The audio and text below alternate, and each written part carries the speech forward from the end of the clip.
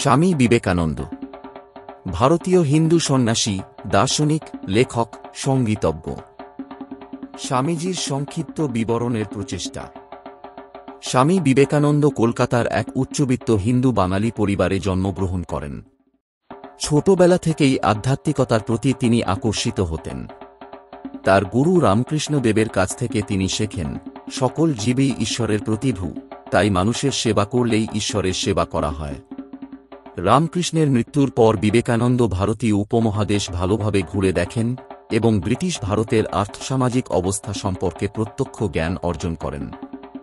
পরে তিনি মার্কিন যুক্তরাষ্ট্রে গিয়ে 1893 খ্রিস্টাব্দে বিশ্ব ধর্ম মহাসভায় ভারত ও হিন্দু ধর্মের প্রতিনিধিত্ব করেন। মার্কিন যুক্তরাষ্ট্র, ইংল্যান্ড, ওরে ও ইউরোপে তিনি হিন্দু দর্শনের বিভিন্ন দিক সম্পর্কে অসংখ্য সাধারণ ও ঘরোয়া বক্তৃতা দিয়েছিলেন এবং ক্লাস নিয়েছিলেন।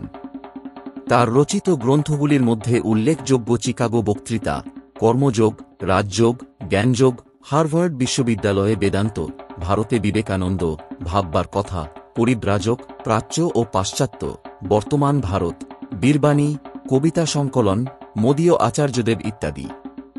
বিবেকানন্দ ছিলেন সঙ্গীতজ্ঞ ও গায়ক। তার রচিত দুটি বিখ্যাত গান হল খণ্ডন ভববন্ধন, শ্রীরামকৃষ্ণ আরাত্রিক ভজন ও নাহি সূর্য নাহি জ্যোতি। এছাড়া নাচুক তাহাতে শ্যামা, 4 জুলাইয়ের প্রতি, সন্ন্যাসীর গীতি ও সখার প্রতি তার রচিত কয়েকটি বিখ্যাত কবিতা। সখার প্রতি কবিতার অন্তিম 2টি চরণ, বহুরূপে সম্মুখে তোমার ছাড়ি কোথা খুঁজিছ ঈশ্বর, জীবে প্রেম করে যেই জন, সেই জন সেবিছে ঈশ্বর। বিবেকানন্দের সর্বাধিক উদ্ধৃত একটি উক্তি। ভারতে বিবেকানন্দকে বীর সন্ন্যাসী নামে অভিহিত করা হয় এবং তার জন্মদিনটি ভারতে জাতীয় যুব দিবস হিসেবে পালিত হয়। ভিডিওটি ভালো লেগে থাকলে একটি লাইক করুন। আমার চ্যানেলে নতুন হলে চ্যানেলটিকে সাবস্ক্রাইব করুন।